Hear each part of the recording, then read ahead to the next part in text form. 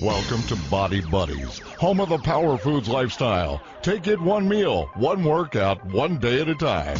And now, here's the founder of Body Buddies, Kristy Jo. Welcome back to another episode of the Body Buddies podcast. This is episode number 168, Practical Solutions for Aesthetics Goals with Peter Fitschen, PhD. In case we have not met before, my name is Kristy Jo. I am a mind and body strategist, and I teach people how to bridge the gap between the science of optimality and the reality of our day-to-day lives and psychology. You can find me on Facebook as Body Buddies, or on Instagram as BodBuds and YouTube Body Buddies. If you're new here, consider subscribing. I record weekly podcasts about the hot topics of nutrition, fitness, and mindset, and everything you need to know in order to think differently and become a strategist of your health and body composition. You can start your journey today by heading to powerfoodslifestyle.com, where you can get 50% off my paperback book, The Power Foods Lifestyle. You can also learn about getting started with my 10-day Power Foods Detox, the best way to get started with a strategically nutritious lifestyle. That's what we do. We're not here about diets and craziness. It's really a change in thought, and I give you formulas that I created that helped me overcome over 20 years of disordered eating and find solutions to practice really quality high nutrition at a level that I could sustain and not be bonkers about. Today's Amazon review of the week comes from Laura Billy. She said, "This book was full of great information. It was easy to keep me interested in it. Kristy did a great job making you feel like she was speaking directly to you as the reader and gives great tips on making this healthy way of living stick. No more yo-yo diets for me." Thank you so much, Laura. Sure appreciate your review. And for everybody who has left reviews over on Amazon, definitely appreciate you sharing your experience with the world. It definitely helps more people find that desire to read it and to gain the nuggets of wisdom that come in there. So very, very excited to share that with more of you. Let's go ahead and move into today's topic, though. It really was a privilege to be able to talk with Peter Fitschen about competition, but not just a competition. I mean, it really could apply to anybody who is desiring to reach some higher aesthetics goals. So when we're talking aesthetics, we're talking the look of the body. We're talking the creation of, higher muscle, lean muscle tissue ratio to lower body fat percentage. You can start to see the shapes, the definition, the tone. And so today we're talking practical solutions. I had a blast asking him some questions, and I think you're going to learn a lot through our discussion. So if you're a female who's wanting to better understand dieting, caloric restriction, tapering for competition or a photo shoot, and you are ready to stop hitting plateaus, this is the podcast episode for you. So who is Peter Fitschen? He has a PhD in nutritional science from the University of Illinois. He also has a master's in biology with a physiology concentration and bachelor's in biochemistry with a nutrition minor from the University of Wisconsin-La Crosse. During this time, he co-authored 17 peer-reviewed publications related to nutrition and exercise. In addition to this, Peter is a certified strength and conditioning specialist through the National Strength and Conditioning Association. He's been a competitive natural bodybuilder since 2004 and won his Natural Pro card in 2012. More recently, he won the pro class at the 2016 NGA Northeast Ohio Bodybuilding Championships. Professionally, Peter is an online fitness coach through his company, Fit Body and Physique LLC, where he works with a wide variety of clientele, from those just beginning their fitness journeys to competitive bodybuilders and powerlifters. He has also written for a variety of fitness websites and traveled for a number of invited talks on topics related to nutrition, fitness, and bodybuilding. Our conversation is going to cover a few of these talking points: how long it takes for hormones to reset after competition, how long you should wait before competing again, when you shouldn't begin to prep for a photo shoot or a show, steady maintainable rates of body fat loss per week, where treats fit into competition prep versus a healthy lifestyle, what the difference is between stage lean and gym lean. Ooh, that's a fun one. I can't wait for you guys to hear that one. Whether or not you should test your body fat percentage, another one I'm excited for you guys to listen to, and just basically the entire entire dialogue and the way he talks through and does some critical analysis. I think you're going to learn a lot. So you can find him online at Fit Body Physique. He's on Instagram, Facebook, and his website is linked up in the show notes. So enjoy learning, and definitely give us a shout out if you like this. Go hit him up online. Let him know you liked the show. And thank you, as always, for being a Body Buddies listener. Here we go. So, one thing I think a lot of people, mistake a lot of women make is, men do this too, but since we're talking about women here, one mistake a lot of competitors in general make is they'll do a show, female will go to the point where maybe, hormone levels aren't normal, doesn't have a normal menstrual cycle, and that may be unavoidable. But then after the show, they, instead of controlling rate of gain out of the show, they binge, and then, a month or two later, they're back to where they were before they started dieting. And so their initial response is, I'm going to diet again. But you still haven't gotten to the point where hormone levels came back to normal. You still don't have a normal cycle. You still don't have normal hormone levels. And so that's not really a great place to start prep, because that's only going to drive things lower and make your situation worse. And, that can lead to long-term health consequences. And so I think the biggest thing going in is just realizing, all right, well, I'm dieting to somewhere that's not sustainable. I may lose my cycle. Like, the goal isn't to lose your cycle, but it just may unavoidably happen as part of getting as lean as you have to. But then I'm going to take the time I need before I do this again to make sure everything comes back to normal, and not just keep competing and staying that lean. Right. Well, and then we get into a lot of psychological things, right? Where it's like, well, why are you continuing to compete? And if you're not doing well at the level you want to, why aren't we taking the appropriate time off to build a better physique before just shredding down to the point that you're not building any muscle? I'd be very curious to explore the lifting and cardio equation there, because we've got a lot of different demographics out there, but maybe in talking through some unique situations, it'll get our listeners kind of thinking. And that's what this is really about, right? It's like critically thinking. And that's what people like you and I have found. You can't just like serve the answers on a platter. If we're not thinking, we're probably up a creek without a paddle. So let's talk first about the female who wants to compete, and she wants to get ripped for the first time. She's ready to see the veins. She wants to see all the definition in the world. She wants to be one of those Instagram girls, and she has a sedentary job. She eats fairly clean. Where would we start with that lifting and cardio equation? Do we just jump right into like an hour of cardio a day and lifting an hour and a half a day? Where do we go? Yeah, I think on the nutrition side of things, a good thing to get an idea of just, what is she intaking each day? How many calories are you eating a day? Because if you're maintaining your weight and you know how many calories you're eating a day, just pull back a little bit and see what happens, and that can even just be a slight, maybe you just pull back like 300 calories or something like that, 200-300 calories, and just see, is this enough for me to start losing? If it is, great, ride it out until it's not, and you can just slow, and then anytime you hit a plateau, just small adjustments down and just shooting for slow, steady loss. Someone who's, a normal body composition, you probably don't want to be dropping more than, maybe 1% of body weight weekly. If you're overweight, maybe like 1.5%, body weight weekly, but just doesn't need to be something super rapid where you're creating this massive deficit that's not sustainable. And then on the other side for cardio, same thought process, if she's, not doing any cardio, and maybe incorporating some weightlifting, depending, what she wants to do, but starting to incorporate, all right, well, I do nothing. So maybe 2 or 3 workouts a week, or, or something like that, something that's actually doable. It doesn't have to be, I know what the popular thing to do, especially like New Year's, is I guess 3 months away here now. And, the popular thing to do at that point will be, going from someone who's not doing, maintaining their weight, not exercising, and then they're going to go do, an hour of cardio 7 days a week to start. And that's not necessary, Right. And likely not going to be sustainable, and likely is going to result in super rapid loss. And, I always tell people there's a difference between losing body weight and losing body fat. Between those two, because, improving, dropping body weight is easy. You just don't eat and move more. But that weight is coming from a combination of things. It's coming from muscle. It's coming from fat, water. You know what I mean? All kinds of different tissue. You're not just dropping fat. You're dropping a lot of different stuff.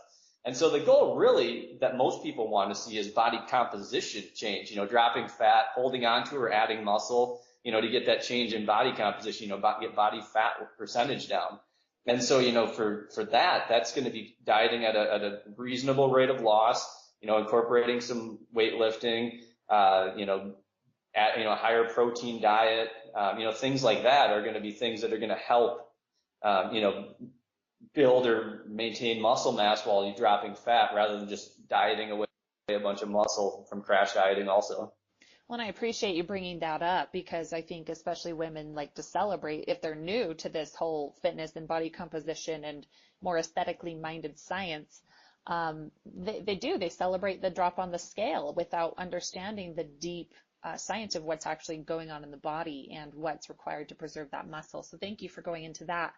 Let's talk a little bit more on the side of maybe somebody is in the competition scene already, and she is in that, what I like to call psychological disturbia of feeling that fluffy, that soft, that, because, you're not tight and ripped after competition. Yeah. She wants to be lean and shredded again. But here's the thing, her eating is not getting under control. So then she finds herself increasing her cardio to combat it. She's dealing in a lot of fears. Where do we go with that? Where do we even start to make a difference for her?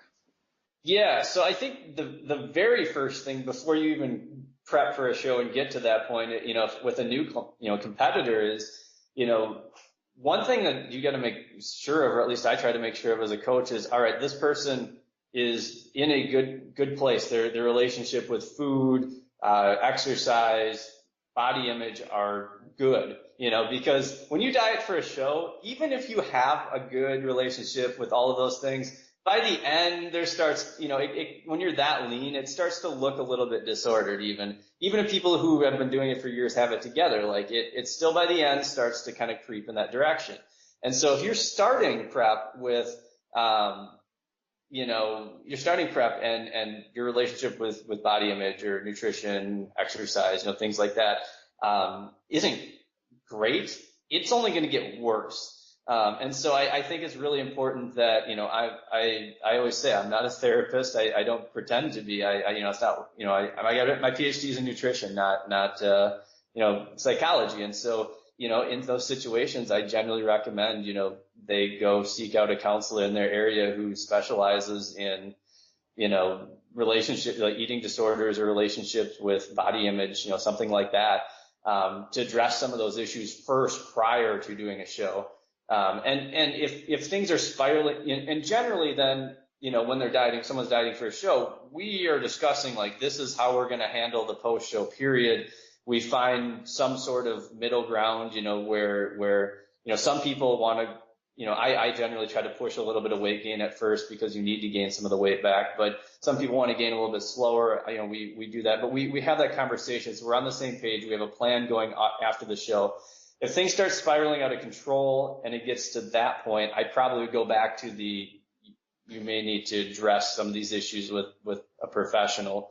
But I try to do, I think one thing's key is you need to have a plan after the show. Like so many people, the show's done and there's no plan and they're like, what do I do now? And, I know of people where they just stop going to the gym or they just, eat whatever, you know what I mean? And yeah. Yeah, they work so hard to get to contest shape, and then the show's over, and then they just stop going to the gym. Like that doesn't end there. Like life still exists after your show. There needs to be some, thought ahead of what am I doing after my show? Kind of like we talked about earlier, where someone general population losing body weight.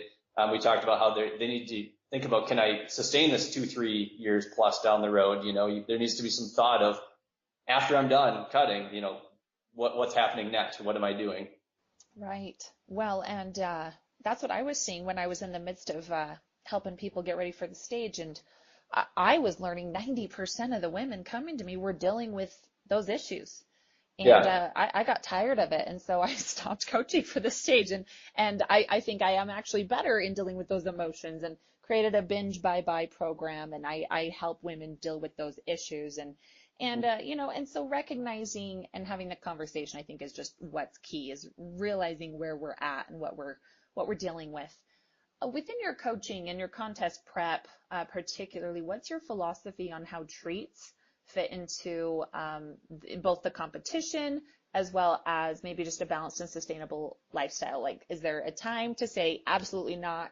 Can you work them into a prep? What do you usually see works well?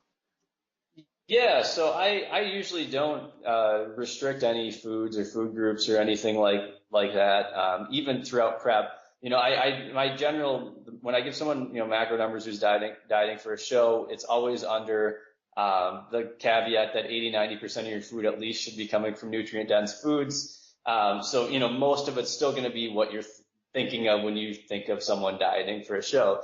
But you have flexibility to fit in things if you want. And so, at first, yeah, intake might not be super low and you might not be super hungry because you're not incredibly lean. And so, maybe they fit in a serving of ice cream or something at night or, whatever in, when the rest of their day is nutrient dense foods. Generally though, those things kind of take care of themselves because as a person gets really, really lean, that 80-20, nutrient dense food and other stuff, starts turning into 90-10 or 9, you get really lean. It's like 98-2 or the end of my prep is basically 100-0. I mean, when I'm really lean and food's not that high, I'm not willing to fit things in. I will eat for volume. Because you're hungry. And so yes. I'm kind of like trying to think of the people who don't get what you're saying. Like, because you're hungry. And so you're trying to choose the most sustaining, fiber-filled, real food instead of like a quick sugar fix that's going to run right through.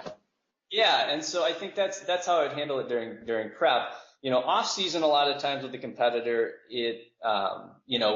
depending on the person, some of my clients track macros throughout the year, but some may just do something. We may switch to like calorie range protein minimum. Like once they're in a spot that's comfortable in the off season, we've gotten their intake back up, their body weight's up some, go to a calorie range protein minimum. And so, that gives them more flexibility, but it's still under the caveat, 80-90% of your food should come from nutrient dense food. But obviously, if all you got to do is fall in a calorie range, hit at least so much protein, you got more, and you're in the off season, we're not shooting for loss, so your intake's higher, you got more leeway there. And so I think it's a matter of, just kind of knowing where you're at, and you're, in the off season, you do have more leeway, than you're going to have it a couple weeks out for a show, from a show, and so, if I don't know, if someone, I would never go out to eat at 2 or 3 weeks out from a show, but if, I went out and had sushi last Friday because I'm in the off season and I'm years out from my next show, and so,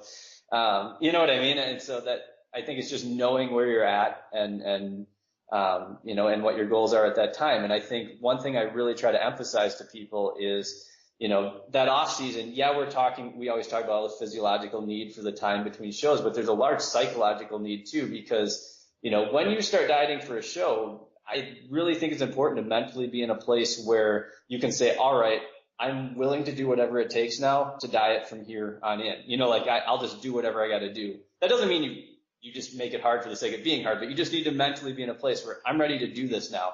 And so coming out of a show, I get done with my prepping for a show. Like, I don't even want to think about going into a deficit it took me like 6-8 months before I came around to the idea of going into a deficit. And, I did a cut this last spring about a year after my shows, but it was just back down to, it still was staying in sustainable body fat levels. I'm still, at this point, maybe I'm getting to the point where, all right, I'd be okay. You know what I mean? But it's been like a year and a half. You just need that time to really be in the place where, all right, I'm willing to do what I got to do. And, that can take some time, to get back to that point. Yeah. But being in that place can really help consistency.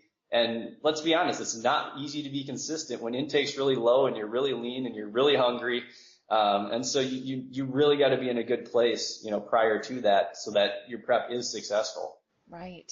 Well, as a man, I'm curious. I hear a lot of the men talk about the difference between, being cut and being strong, and that you kind of have to make that decision because you can't necessarily have the best of both worlds. Will you explore that a little bit for me? Is that a wrong statement? Is there anything incorrect with that? I would say yes and no. So, it depends on how we're defining lean, because, stage lean, I'm not strong at all there. Where I'm at now, I would consider still gym lean probably, where you're still leaner than most people in the gym. You can still do a swolfie. Yeah. I mean, I'm 20 pounds over stage weight, but stage weight is so ungodly lean that 20 pounds above it is still quite lean when you know what I mean? And you're in most gyms. So I'm gym lean at this point, and in society definitely, but, so here I'm strong, so I'm lean compared to most people in the gym, and I'm strong. But yeah, if we're talking stage lean, like, no, I remember I had a workout, near the end of my prep, squat workout, one of the last heavy squat workouts I had, and I hit 3 sets of 6 with 295 on squat. It took me like a half hour to get through it, and it was just ugly, grinding, difficult. This off season, I think I've hit 512s there, and I've done it probably within, you know what I mean? Like at that same weight, I think, and I've done that probably in the same amount of time or less as it took me to get 3 6s at that weight during prep. Wow. You know what I mean? And so it's a, matter of, I guess where you define lean, because stage lean, yeah, you're not strong, but you can still be reasonably lean compared to most people in the gym and be pretty strong. Yeah. And maybe let's wrap this up with that discovery there, because a lot of people, they're gym lean and people are like, dude, you should compete. And it's like, do you realize how much leaner you need to get? Yeah. So how do you define the difference between gym lean and stage lean, both for men and women? Is there a particular body fat percentage, and how do you have your clients measure body fat percentage? Yeah, so I don't have clients measure body fat percentage because most methods have a good amount of error, especially the ones people have available. Calipers, and especially BIA is pretty terrible. It can be off by, 8-10% on an individual measurement. James Krieger has a really good series of articles on his website on Weightology, I think this is his website. He has a whole series of articles on the pitfalls of body composition measurement, and he goes through each type of body composition assessment and talks about, like, he goes through the science of this is how accurate it actually has been shown to be. And then he even has an article called Cheating Your Body Fat Test, where he goes through the science of how you can manipulate the numbers. I'm going to find those, and for all our listeners, I'm going to find them. I'm going to link those up in our show notes. So very fascinating. Yeah, so I don't have clients track body fat, and so I instead have them pay attention to usually a combination of, what visually what's happening, what the scale's doing, and what their performance is in the gym. Those three, you get a pretty good idea of, how things are going. So for example, if someone's looking leaner, the scale's down a little bit, they're still strong, you're getting stronger in the gym, we're in a good place, and you know what I mean? Like it's kind of a package deal. And so, but as far as difference between, where stage lean and where you can actually live, I think that's going to differ from person to person, how close they can live to stage lean. And keeping in mind that that's assuming they actually get to stage lean. A lot of people don't, especially the first time they compete, and so they realize like how much leaner they really have to get. I was the same way. And so, I think, there's a difference. Some people, they only got to, maybe only have to increase 5-10 pounds, and, all of a sudden they have a normal cycle and they're strong again. They're setting PRs in the gym and energy's great. Other people, it's got to be 20 pounds or more, and that's where they feel good. And so, I would just, find a place, and that's the minimum, they kind of have to be to feel good. But that's the sustainable point then, so for like me personally, carved up on stage, I was 158, 159. I'm not that big. And so,